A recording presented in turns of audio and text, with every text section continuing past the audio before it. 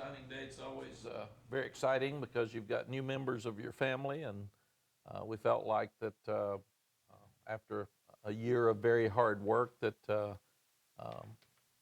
this was a very, very successful day. So we signed 24. There's still one that we could possibly sign. It's a top 15 class, and just about every area. 14 of the guys are from North Carolina. 2 of them are in the All-American Bowl. 2 of them in the Under Armour American game, All-American game. 9 players were selected to play in the Shrine Bowl. 7 of them were state champions, and 14 all-state honorees, and 12 of them will be early enrollees. So they'll be here in about 2.5 weeks. So it'll be fun to have them here for spring practice. Last year we only had 5 scholarship guys and 1 walk-on. So these will be very quick additions to our team. We felt like it's a very well-rounded class. It's a class heavy with linemen, which we needed because we've got to create depth in those areas. So we felt like we really improved around the line of scrimmage. Our philosophy was to be heavy in state, and by signing 14 of the top players in the state, we were able to do that.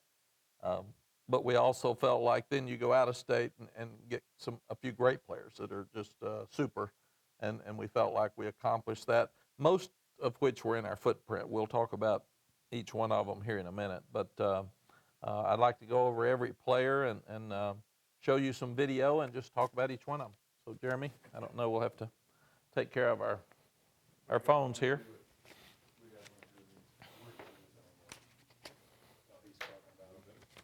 Yeah, I don't want it where you can't see.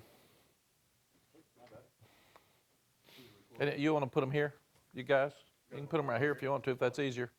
I'm going to stand right here. Yeah. We on TV right now? Yes. Good job, Ross. That was good. Excellent placement. So let's go through each of the guys. We'll just start with the early enrollees first. Jeremy, we ready?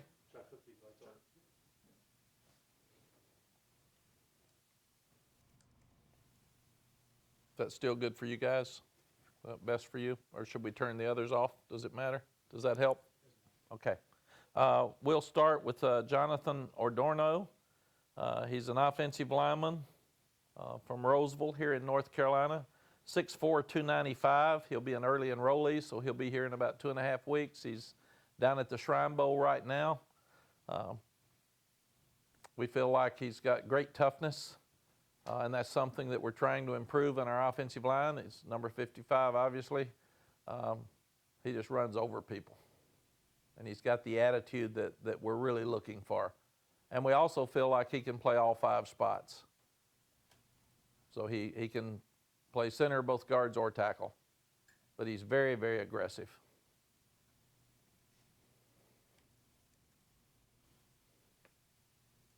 And he is down at the Shrine Bowl. He's also all-state and all-conference selection.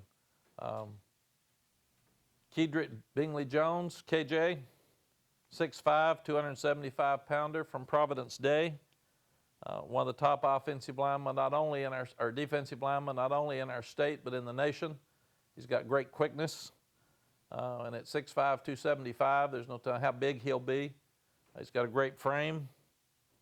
He was first team all-state selection, and they won the state championship. But he can really run. You can see him here, and we're looking for pass rushers. We're looking for really athletic people up front. He can do that. He actually wants to be a dentist. And we have a great player at linebacker that's a dentist for us now in the Concord area, in Mike Morton. So it'll be fun to have another guy in that area. But you can see he's a tremendous pass rusher, and that's what we need. And if you all need me to run any of these back, just let me know. Third is John Copenhaver. He's from Roswell, Georgia, 6'3 and a half, 225. He had a shoulder operation in the summer, so he only played half the year, but he was the regional player of the year.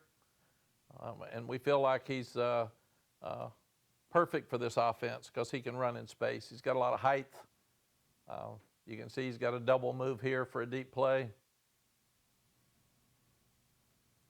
Really got good speed. And at that length, he's got to get stronger so he can block inside. He's a good blocker, but to block at this level.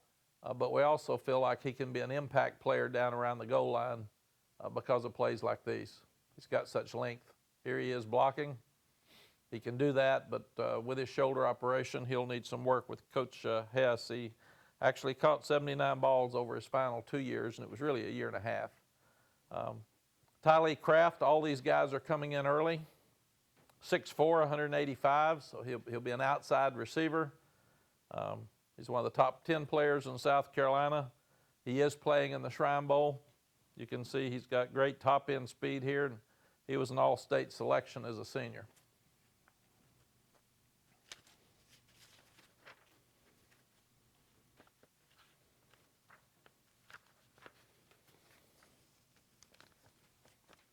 Really like his length outside.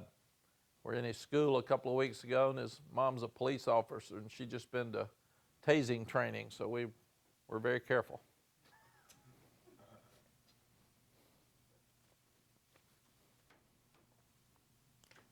Next is Jacoby Criswell, call him Kobe. He's the Gatorade Player of the Year in Arkansas. We wouldn't have gotten him if it hadn't been for Phil Longo. Phil was recruiting him at Ole Miss.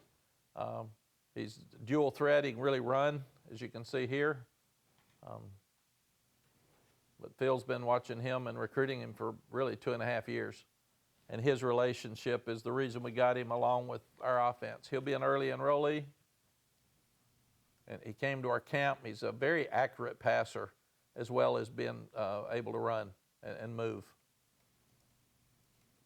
He's invited to the All-American, he's 99 TDs, 58 passing, and 41 rushing during his 3 seasons. But we're really excited about him coming. Josh Downs, early enrollee. He's 5'10 and a half, 170.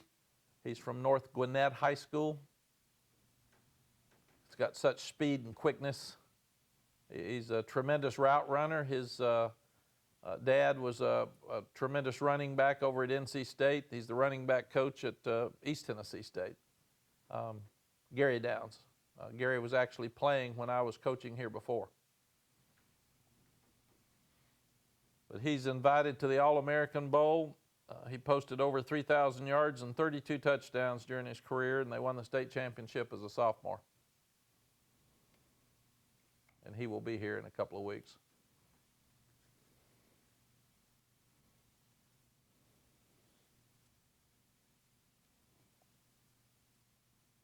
Cedric Gray, he played receiver and he played linebacker.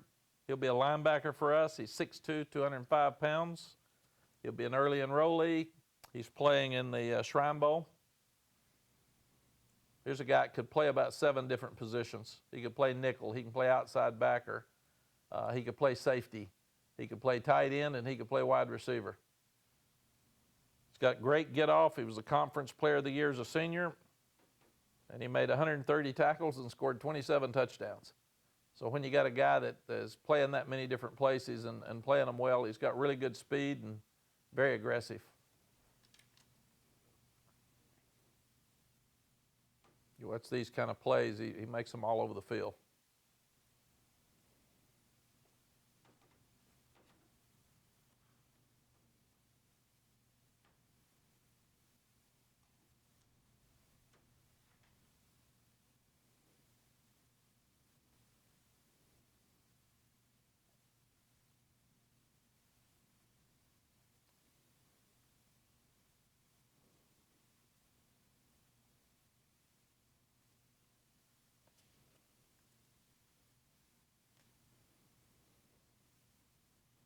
I was very impressed with this play where he just, he ran him down from the side.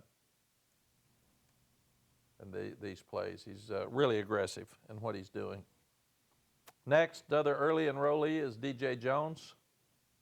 The unique thing about DJ, he's from Fayetteville, Pine Forest High School. His parents are both retired military. He was a receiver until 2 years ago. So he runs excellent routes outside. He's got tremendous hands, but he's got really good vision. He's fast, 195 pounds, 5'11".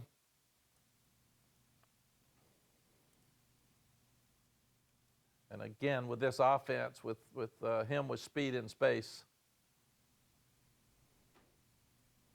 we think the offense sets up perfectly for the two backs that we committed.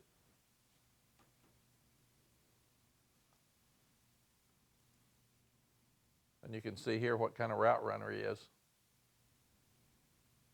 It's very unusual that a wide receiver can run routes like this. So it'll really help us keep him in the ball game and use a lot of different formations because he is such an excellent route runner and has good hands. And we're trying to improve our overall team speed, and he can do that.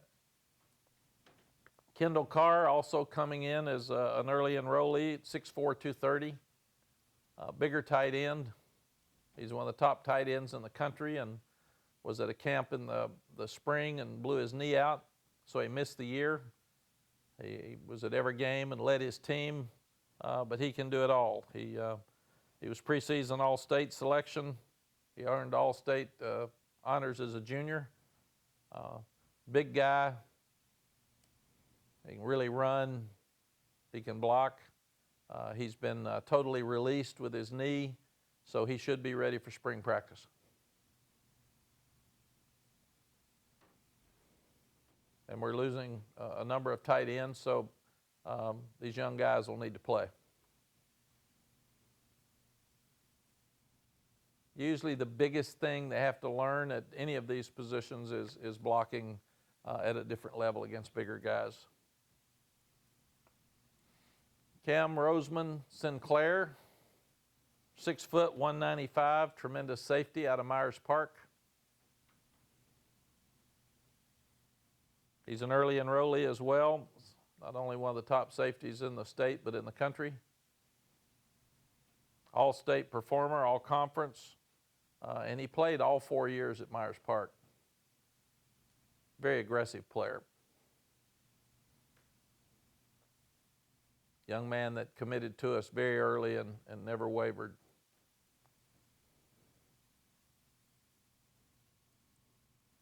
Also has very good hands, and you want defensive backs that can intercept balls because that changes games. Got a little Dre Bly there with the one left hand. Puts it down. Ethan West, one of the top linebackers out of Virginia.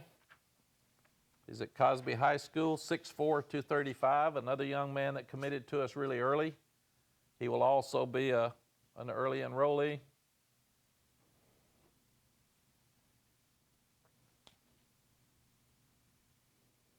Made around 350 tackles in high school. 3-time All-Region. Another young man that committed to us really early and really helped our recruiting class. He was one of the recruiting coordinators. He just took over and made it important that he had a really good class. Most of these guys were here for about every game, so we saw them a whole lot.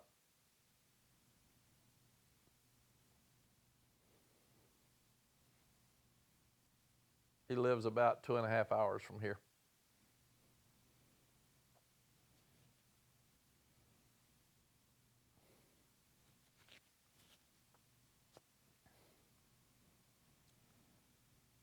Trey Zimmerman, offensive lineman from Roswell, Georgia. He and Copenhagen are teammates.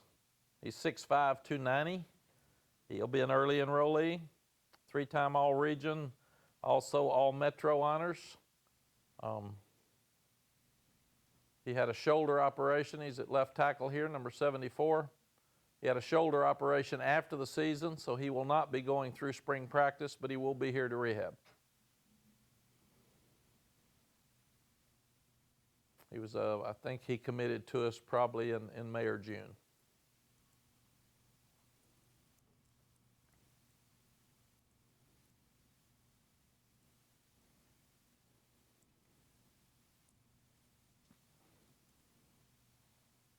again, we're trying to upgrade the toughness in our offensive line. So those are all of the early enrollees.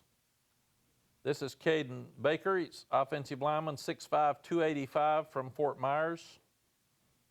Southwest Florida Player of the Year nominee. He's all-district, all-Southwest Florida. He's also a tremendous basketball player. And you can watch, he's got a lot of athletic ability, but he's tough too.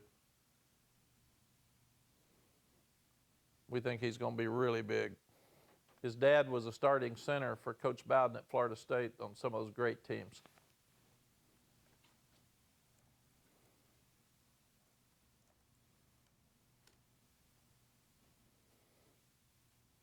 But he can run and he will hit you. And you love to have basketball players at those positions because of their athletic ability. Answer that for me, please.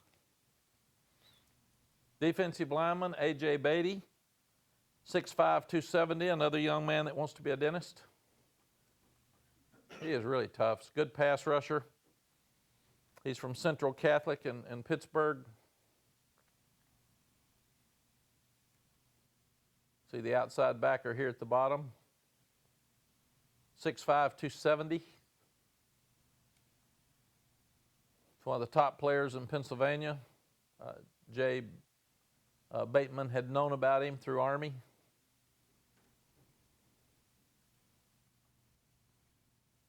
First team All-State, had 25 sacks over his final 2 seasons.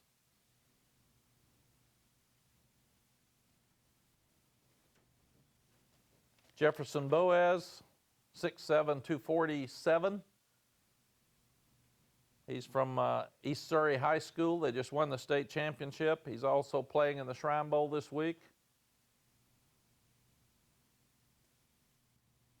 He played great at quarterback this year.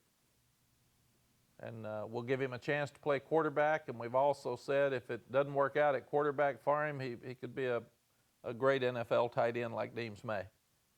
So we'll let him look at both. But they had a tremendous year at East Surrey. Led them to the state championship, threw for over 6,000 yards and 85 touchdowns his final 2 years. And you can see he can really run for that size.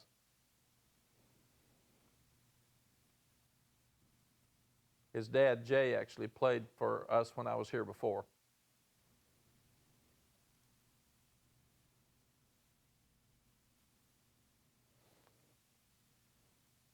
He set the single season record for touchdowns that responsible for this year with 82. Jaden Chalmers from Sanford. They also played for the state championship last weekend and came up short. Lee County High School. He recorded 6 interceptions the last 2 years, 4 of them this year.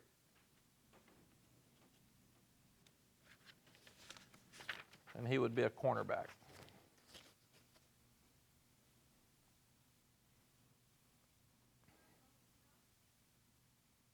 Game has gotten to be, you've got to stop the run, and if you have to put enough people inside to stop the run, you've got to have corners that can play man-to-man outside, or on offense, you've got to have receivers that can beat man-to-man coverage.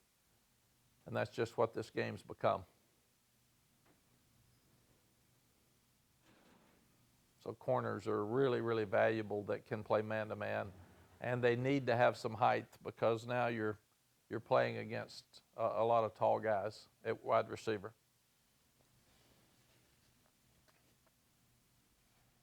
Jaquarius Connolly is 6'2", about 205 pounds. He's listed at 190 here. I saw him last weekend. He told me he was like 203, I think. At Northside High School, he's playing in the All-American game. He's down at the Shrine Bowl right now. The reports we're getting out of the Shrine Bowl are really good. He's very physical. He actually played both ways. I think he touched the ball 6 times. He ran the ball 6 times in a game for 396 yards or something. And had a pass completion for a touchdown as well.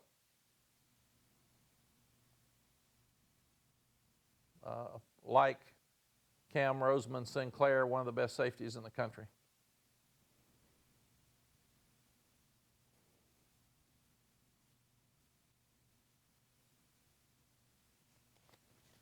Desmond Evans, 6'6", 240, over at Lee County as well. He's invited to the Under Armour All-American game. He was invited to the Shrine Bowl and decided not to play. He wanted to stay at home and sign with his guys. The guys at the Shrine Bowl had to all get together and sign this morning. He's a tremendous athlete. He's one of the nation's top defensive players.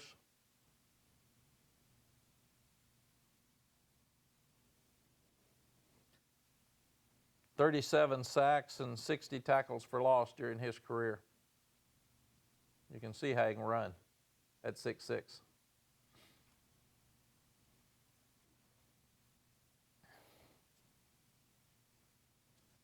And as we said with Jaden, he led his team to the state championship game last weekend.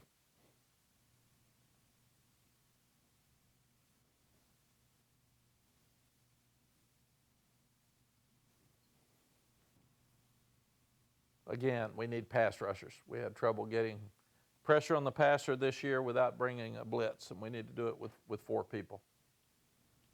Stephen Gosnell, wide receiver, 6'2", 200 pounds at East Surrey. He, along with Jefferson Boaz, won the state championship last weekend.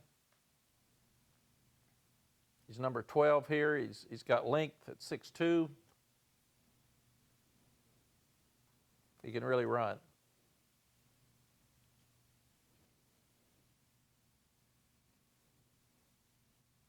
Combined for over 4,000 all-purpose yards in his career. He's got length, can run with it after he catches it, but he can get the ball up top. He ranks in the top 20 North Carolina single-season list in yards, touchdowns as a senior of all time. Elijah Green, his dad Victor, was an NFL player for the Jets.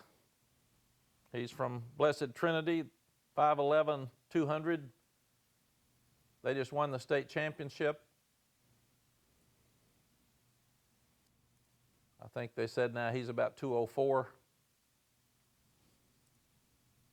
Got really good vision and speed. He rushed for over 3,000 yards in high school, and they won 3 straight state championships. But this is pretty impressive.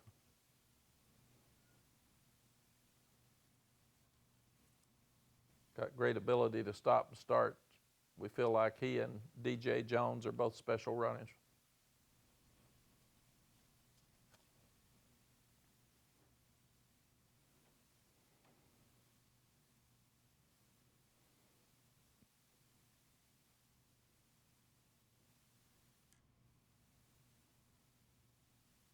Malik McGowan, offensive lineman, 6'3 and a half, 335. Actually played both ways.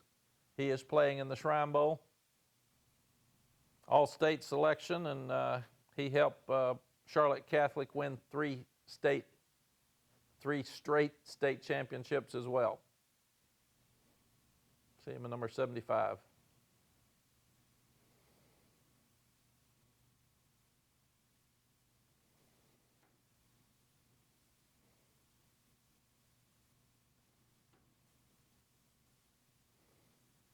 He will play guard for us.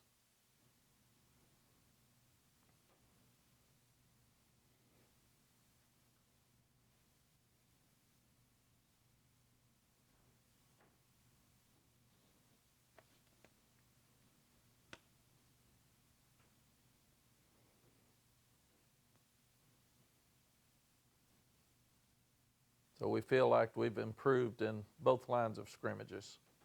Miles Murphy, defensive lineman, 6'4", 305 pounds, from Dudley over in Greensboro. He's invited to play in the Under Armour All-American games, one of the top defensive players in the state and the nation. Posted 19 and a half sacks and 39 tackles for loss over the final 2 seasons in his career.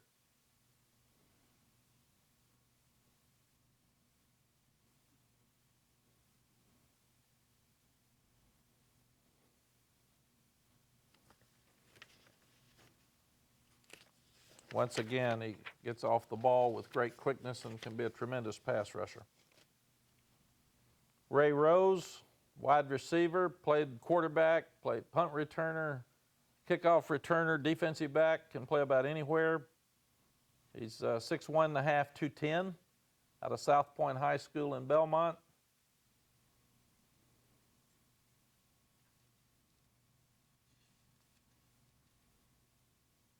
Very versatile, played all over the field, over 1,500 yards receiving and 22 touchdowns during his career. You can see he has a real burst. And he's also got a lot of strength for a wide receiver, which he shows here.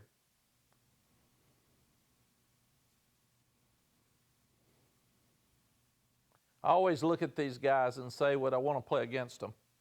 And this play shows you wouldn't want to play against him. And then finally, Kamen Rucker, 6'1", 245, out of Hart County in Hartwell, Georgia, all-state selection. He's the region's Defensive Player of the Year, 130 tackles, 15 and a half sacks, 30 tackles for loss over his last 2 seasons. He's got tremendous quickness, another really good pass rusher.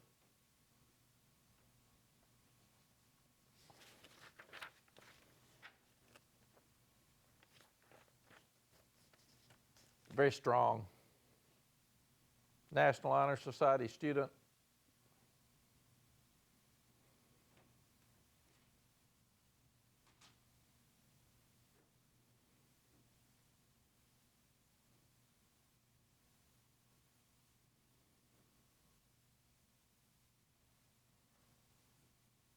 Great strength, tremendous quickness. He's got really good quickness and speed getting off the ball. Any questions about any of those guys?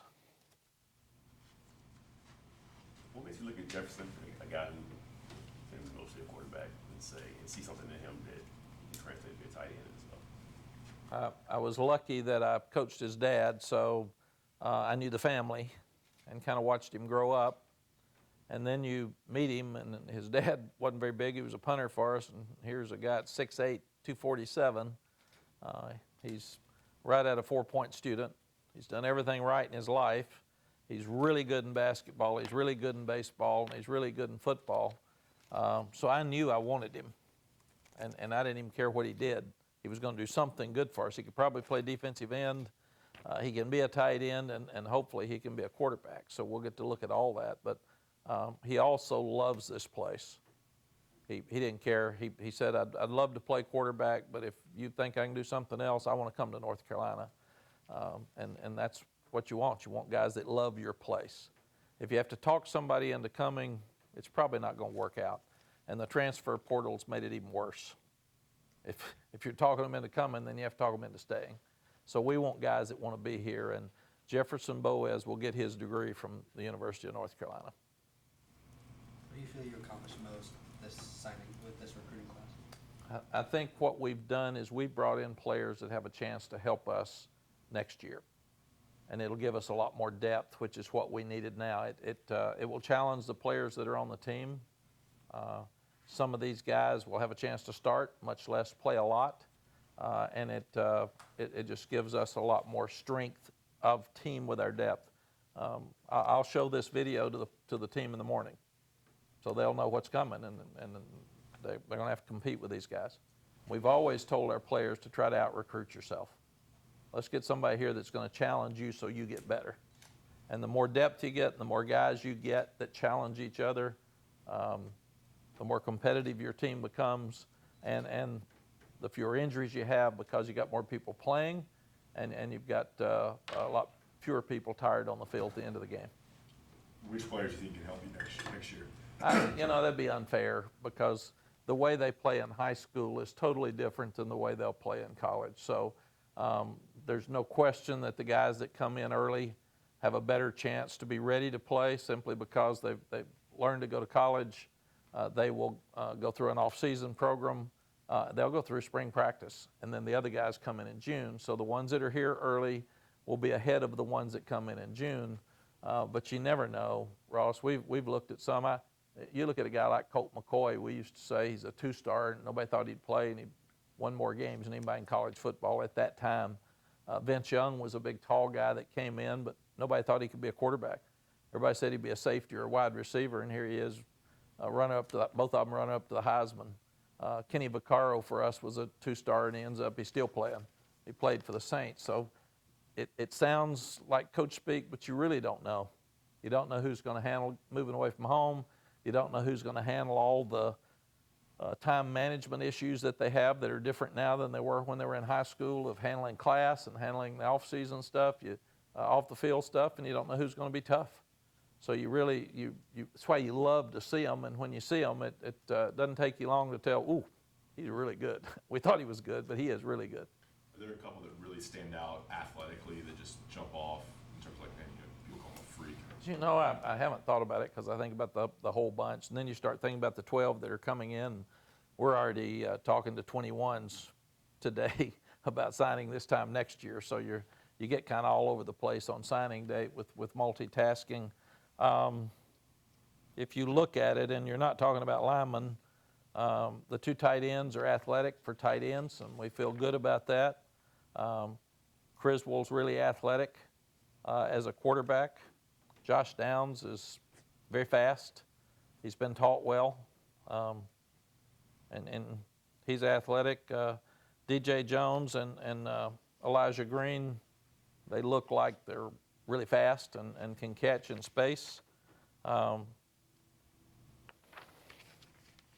Chalmers is a tremendous cover corner. Those two safeties, I mean, you guys now, if you just start looking at it, I think they're all guys we'd take again, really. And there's not one guy on here that I wouldn't take again, and that's usually pretty good, because there's usually some you say, not sure about him, and not sure about him, but we're sure about these. It seems like the theme here, a lot of guys who just play different positions. Was that the kind of athletes you were targeting with this class? Yes, there's a gentleman named Dick Tomey who was a tremendous coach that we lost, I think last May or June, and he was a tremendous friend of mine, and he coached with us at Texas. And he always said in recruiting, he was a head coach at Arizona, he was a head coach at Hawaii, and head coach at San Jose State, and he said something that made a lot of sense to me. If a guy can play a lot of different places, he's going to be successful, because if you take him at one place and he can't play that place, then he's through. But if you take a guy like Cedric Gray who can play 6, 7 places, we're going to find a place for him to play. And that makes sense to me. So I always tell the kids, they said, where am I going to play, Coach? I said, I don't know.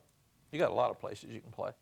And that makes it so much better than if you're locked into one place.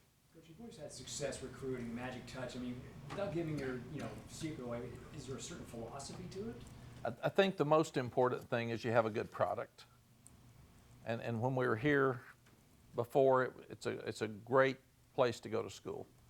And we need to be the cool place to be, so we've added facilities, we filled the stands, we won games, we showed promise, we had a chance to win every game.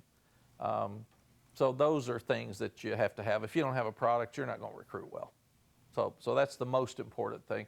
I think the second thing is that we were able to hire a staff that fits this footprint in recruiting. It fits the state, and just without going through all of them, Lonnie Galloway's recruited 15 years in this state.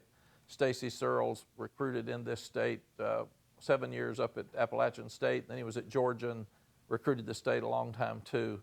Jay Bateman, 15 years in the Charlotte area. So you start going through, Tommy Thigpen and Robert Gillespie were already here. Dre Blythe's been in Virginia in this state his whole life. So I could go through every one of them. Tim Brewster was here 10 years with me before. So we hired a group that could walk out here and not have to have a GPS to find Charlotte, or go into the east or go to the west. They know the state, and they have great name recognition with the coaches in this state. And one thing that Coach Fedora wasn't able to have was continuity of staff, because he did so well. A lot of the guys left. We've got to keep our guys here that are doing really, really well, and I think continuity will be really key. And then the other thing is we've got stability, because they know I'm going to be here. I'm not going anywhere. And the coaches love this place, so they're not going anywhere. So that's something that most coaches can't sell is stability. And then lastly is that we're very direct and honest with them. And we'll tell them, here's who we are, here's what we're going to do. If you like this, come. If you don't, go somewhere else, because we're not changing. And I think that fits better. And our coaches said, how do you keep guys from going in the portal? And I said, sign guys that want to be here. And then they won't be running the first time somebody yells at them or they don't get to play. And I think that's very, very important that we're very direct and tell them exactly what it's going to be like. Not every place is perfect. In fact, none of these places are perfect. And college football is very hard and it's very difficult. One thing I think we all do as recruiters is we tell them how great it is and you're going to start and it's perfect, and it's not. It's not a perfect world. So we're trying to tell them the truth. You got 3 sets. You got 3 sets. Go ahead. Yes. You have 3 sets of teammates on this signing class. How unique is that to bring in 6 guys who play with each other? Yeah, it's very unique, and it means they like each other. And when they come and have fun and love a place, that they sell the other one on coming with them. And I think that's key. And it's funny, sometimes we had teammates once here, and I won't even say who they were, and they were dying to room together, and they loved each other. They got here, and they loved each other but hated each other's roommates. So we had to move them apart after about 10 days. So it'll be interesting to see if those stay together after they get here. You haven't had any staff turnover yet. Obviously, Coach Carousel's still going on. What's the key to keeping your staff in place, given so many options cross country? Number one, they need to want to be here, and that was part of the reason I hired them. They're guys that want to live in this area. Secondly, they need to see hope in recruiting and on the field, and we've been able to show that in both.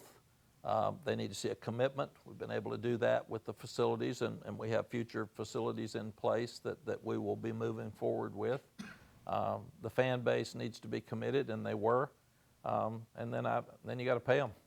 And I think that's the other thing, because these guys are going to be popular and people are going to be coming after them, and we've got to make a commitment to keep them here. Are there any positions that you intend to look at moving forward for the February sign day? I know last year you went out and found Don Chapman. Are there any positions you feel like you need to sign some more guys at? We're going to look hard, because we found probably 6, 7 guys in that second window last year that we really didn't know a lot about before.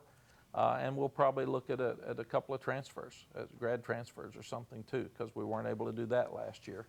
So we'll look at both of those moving forward. We don't have to sign anybody else. You'd always like to have as many pass rushers as you can get. You'd like to always have a great center if you could do that, but we'll keep looking at any of the positions. It just has to be a great player. We'll have fewer numbers of scholarships next year. So you don't want to take an average player this year that costs you a great player next year, because next year's class is tremendous in this state. So we're so excited about the 21s. We're not going to take an average guy. He would have to be a really special player before we would take him between now and February. If it's a grad transfer, it doesn't cost you one next year, because he plays 1 year and he's gone. But if you get a transfer or sign another high school player, it'll cost you one for next year. How important was it to sign a quarterback in this class, and what's your philosophy with quarterback recruiting in terms of number per cycle moving forward? I felt like that we got behind at quarterback at Texas. We got one hurt, we had one transfer, and all of a sudden we were short.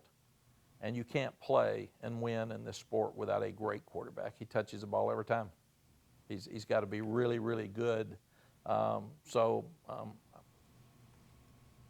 You're having them leave so quickly now. We had one leave last year already in Cade Fortin, and I'm really excited for him. And I guess I can't say where he's gone unless he signed today, but I don't know if he did or not, but congratulations to him when he goes wherever he's going.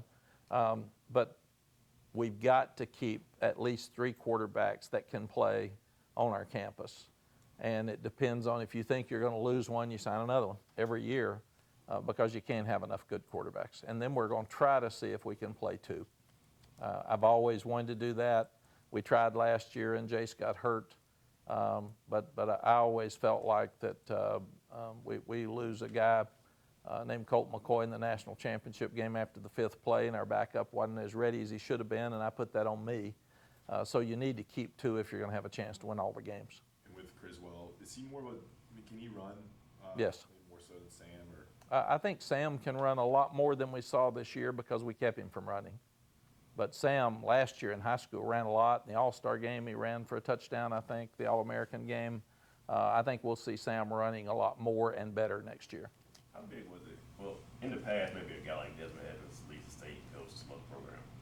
How big was it for your message of building the fence around the state for him to commit and stay here in North Carolina? And I thought it was huge because Sam staying last year, Emory Simmons flipping and coming back and staying. When the top players, Tristan Miller flipped and came here, when the top players flip or stay here, it sends a message to all the young 21s that are out there that it's okay to come here now.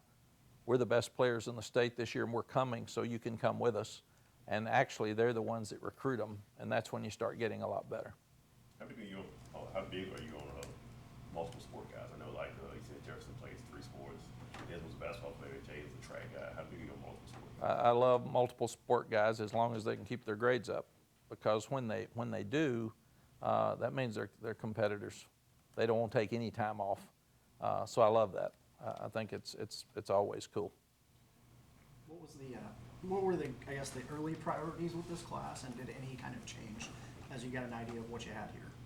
We felt like that we had to improve in both lines of scrimmage. We don't have any junior offensive linemen. So after all these guys are back except Charlie Heck and Nick Polino, but after that, next year, nobody leaves. So we've got 2 years of these guys, but we need to start getting more competition and more depth in that area, so that was key. And the same thing in the defensive line. You lose Aaron Crawford, you lose Strobridge. Next year you lose Fox and Hopper. So you're losing a lot of the guys that have played the last few years in the defensive line, so we've got to upgrade in that area.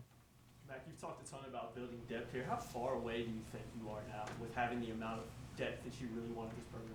I think probably another recruiting class is what it is, because we will have to play these freshmen next year some. And I didn't think that we probably played enough depth this year at times during the season. It was my fault because the games were so close and we wanted to win so badly that we didn't trust some guys to put them in. And then when we put them in at the end of the year, they actually did better and we did better. So I thought it was on me more than the assistant coaches, because I'd say, get them ready, and then they wanted to put them in. I'd say, hey, man, it's tight. It is tight, and it was going to be tight, but we just needed to play them more. We're going to have to do the same next year. We've got a really tough schedule to open up with Central Florida, and then you've got Auburn. Then you've got JMU, one of the top FCS programs in the country, and Virginia Tech. But we're going to have to play the young ones. We're just going to have to turn them loose. So it'll be probably a couple of more years before we can just say, ooh, we look good. A few offensive line questions. How do you recruit? You said you want to have more nasty players, more kind of mean streak. How do you recruit that? Is it just based on tape, or Yeah. kind of personality you can sense? It is.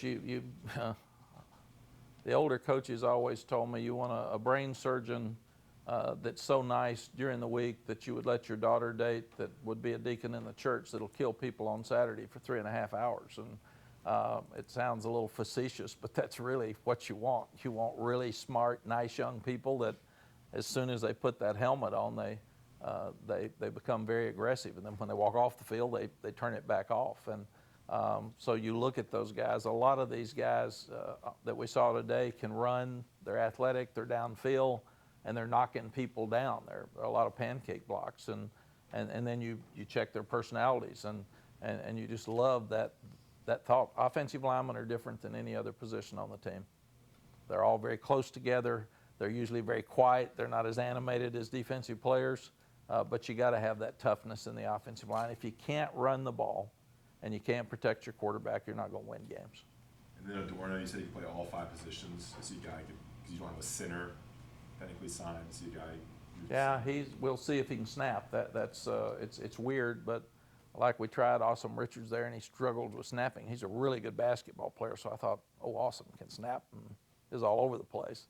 And he'll be a really good player, but he wasn't a snapper. So we'll have to wait and see. When all of these guys get here, we continue to look at centers, so you always see if they can snap. It seems like Caden's the tackle and Malik's the guard. Are those kind of only 2 defined Yes. players? Yeah, and Trey could play any of the 5 as well. He'll just be a little bit behind because of his shoulder. Are you able to see any of the state championships in state this weekend? No, they won't let us. If I see them, I don't get to go by the school. And I want to go by each school that has a prospect. And if I see the game here or go somewhere else, that's my one visit to the school. And I'd rather watch it on TV and then go to the school. Going off what you said just about your quarterback recruiting philosophy, what were your conversations with the principal, especially as Sam had the success that he had over the season? I guess just in your mind, what ultimately appealed to him to leave Arkansas and come here? Yeah. The conversations were that this offense is a dream for a quarterback. So if you're a good player, that this is a dream. And just look at what Sam was able to do as a freshman. And really and truly, Malik didn't ask a lot about Sam. He was proud of him and thought he looked really good, but he wants to play. And it's also very interesting that great prospects never ask about who's there, even at that position. I asked Coach Switzer one time when I coached at Oklahoma, how'd you get all these great backs? And he said, I never had a back that was a great player for us ask about who was there. They weren't worried about competition because they knew they were good enough to play. And he said, and I was never beaten by one of those guys that kept asking me about, I had too many backs, I don't know if I'm going to be able to play or not. So you want the guys that aren't scared. And I think the fact that Phil Longo had a relationship with Kobe for the last 2.5 years was huge. I don't know that we could have gotten him out of Arkansas if Phil hadn't known him and had the relationship with him for that long. Coach, obviously this is a good defensive class. In the secondary next year, you've got 5 or 6 kids who are either transfers or coming back from injury. You've got a couple of stud linebackers, Tamon Fox. What do you look, just overall, the prospects for defense for next year? Clee, the biggest thing that I think we've got to do to improve fast is get depth. And I think that's such a key in college football today. And we've got, when we get so we can play 2 teams and you can't tell a lot of difference in who's out there, then we will have been good. I think when I left here, Dre has the numbers, but like 18 maybe of the 22 that played defense were drafted. So it was about everybody too deep on our defense. And that's what we've got to get to. You flipped to commitments from NC State, and you have a player whose dad played for NC State. What goes into flipping a recruit? It was interesting. John Adorno called us and said, would you talk to me again? And I don't like, and Stephen Gosnell, we didn't see early. NC State had been here, so we really didn't see him early enough. Then we saw him and talked to him. And Josh Downs is kin to Dre Bly. So I think, to be fair, that was a huge part of him being interested. Dre married Josh's mother's sister. So he's the uncle as such. In fact, Josh calls him Uncle Dre. And they trash toss all the time because of the root boys and the receivers. So that'll be interesting to watch this spring as they go through it. But I think that with early signing date, Ross, and people are making decisions so early, with a new staff coming in, there were question marks about whether we'd fill the stands. There were question marks about whether we'd win. And some of the young guys that committed to other places or weren't very interested in us early came back after they saw we were going to win and we had new facilities and all the things we told them were coming true. And we even had some other guys that, not NC State guys, but other guys that wanted to flip, and we didn't have room for them in the end. So we will be at a different place with the 21s than we were the 20s because we had so many unanswered questions. And I think that's why some people said, whew, it's pretty good over there. And they saw us play Clemson to 1 point. They saw all the close games we ran, and then they were starting to say, I'd like to be part of that. And we had a lot more of that than we anticipated. In fact, we had some guys ask our coaches in the spring, said, I may wait and see how you all do. And my answer to the coaches was, you tell him I may wait and see how he does it. That's fair. What else? How's this whole day unfold for you? What time do you get started, and how Oh, do you gosh. feel about it? Yeah, it's a long day across the country for coaches and kids. You can sign at 7 o'clock wherever you are. So we had all of our scholarships in that we've gotten by 9:15. So it was really cool. And it's such an exciting day for these guys. It's a dream. They've waited their whole life. So I was up at 5. I was in the building at 6. All of our coaches here were by 6:15, 6:30. And then you sit there and you wait to get the phone call. And we even had some guys at the Shrine Bowl, and their signing had to be unique because they weren't at their high school and their parents might not have been down there, so they had to go through different avenues to get signed. And Billy High and the staff did a tremendous job of organizing everything. So it's been a fun and smooth, easy day for us. In terms of your more stressful, was this having that all done by 9:30 pretty easy for you? It is, and I used to be a lot more stressed, and then at Texas we didn't lose many. The ones that we wanted would come. And I told the coaches that if you're talking to the right people and you're recruiting the right young people here, then we're not going to have a lot of people flip. We need to be able to trust the people that if they tell us they're coming, then we should be trusting them. And that's just part of it. And if not, we probably shouldn't have them here. And that's just the way it is. And the other thing I've thought now with the transfer portal, if one acts like he doesn't want to come, why do you think he's going to stay? So you really want the guys that want to be here. So I embrace them. I love it. Billy, on the recruiting weekend, said he'd never seen this many parents on time and kids on time. And I think Billy's worried about losing his job because they were so organized. They didn't need him. So he's hoping a few would sleep in or something. But it's a fun group. And now we've been recruiting these guys for years, so they all get on text chains together.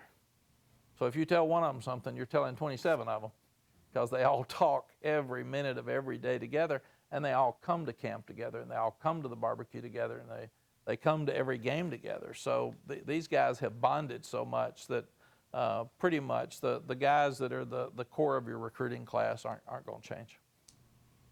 You signed 2 tight ends, then Boaz could be a tight end. I think your leading tight end caught 9 passes this year. How do you want to incorporate the tight end more into the offense, especially with these new guys coming in? Yeah, I think when we get as a staff, we spend more time together, we're going to throw it to the tight ends a lot more. And we dropped some balls, and we had some bad routes, but I do think that the tight end will be a vital part of this. These tight ends can run well enough, too, that you can keep them in there to block, and you can flex them out to pass.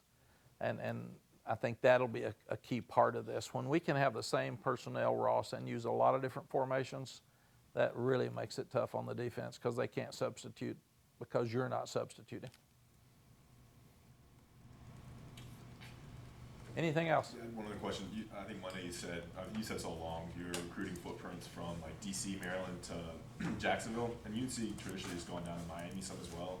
Is there, you're not obviously not limiting yourself, but is there a reason you don't go farther down to Florida, or what's kind of the whole recruiting geographically speaking? If you study Jacksonville to D.C., it's one of the most fertile recruiting places in the country. We went down to Naples this year. We saw some guys in Florida, so we will go to Miami, but we got to have a reason. We've got to find the guy who has a tie, the guy who wants to come here academically. Because you think for a guy to go from Miami, he's got to drive by Miami, Florida State, Florida, Georgia, Clemson to get up here.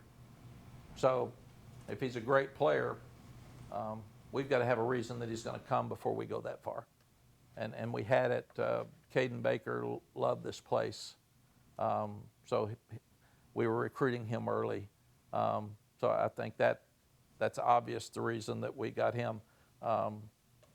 Kobe, I mean, the quarterback, Criswell was we wouldn't have gone to Arkansas probably to get a quarterback. But with his ties, we did that. So I think the more our staff gets together and gets away from the other places that they had coached, will probably be more in that footprint. And they're going to have to know a coach from Miami or know a coach from New Jersey that has a player, and then we would go see that player. But we have to have some reason to think he would want to come. I've always felt like if you can drive to the school, you got a lot better chance to get them, because parents want to drive back and forth.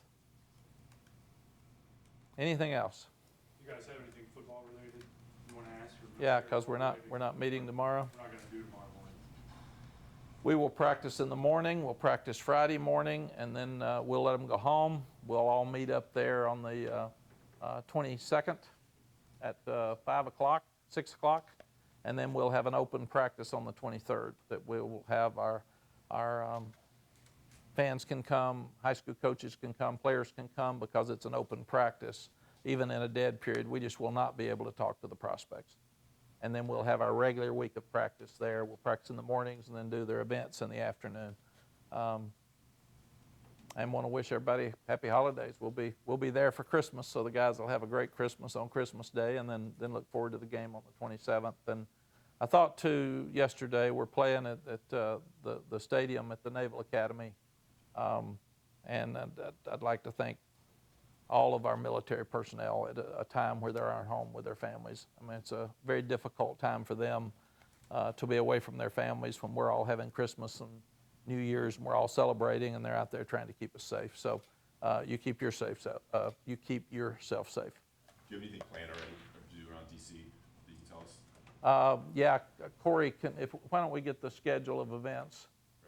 They've got bowl events, so we're going to a lot of different things, so they'll give you that. Where's your practice on the 23rd? St. Stephen's, St. Agnes School. Is that in Indianapolis? No. We'll be in DC the whole. Everything's in D.C. We'll go to They're in Annapolis for the game. Alexandria, I think. St. Stephen's, St. We Agnes. were trying to get places to practice that were close enough that we didn't have to spend all the time in traffic. And one of them was 45 minutes away, so that's why we're changing a few things. And why are y'all not going up as a team and having everybody drive separately? They can make money. Yeah, that was confusing. Yeah, they get mileage. So what you want to do is you want your team to make as much money as they possibly can. It saves us money if they drive up and they make money, so it makes sense. And they all don't have to come back here for a charter, because some of them live in Northern Virginia anyway, so they can drive over easily, but they get the mileage from here. So it works better for everybody. And they can go where they want after the game. Yeah, that's the other thing. As soon as the game's over, we will not spend the night. Everybody will disperse and go to their homes. So they will not come back here. Parking is expensive. Huh? Parking is expensive in the city. Yeah. But You gotta pay for that, though. if you're getting mileage, I'm really worried about this. you're worried about them. Only you. Anything else? Anything in particular in DC that you look forward to? Trying to win. That's all I'm going for. I can go visit DC in the spring. So It's beautiful then. it is beautiful. Cherry blossoms. It's more fun when you win. I've tried that both ways. Thank you all. Have a great holidays, and we'll see you there.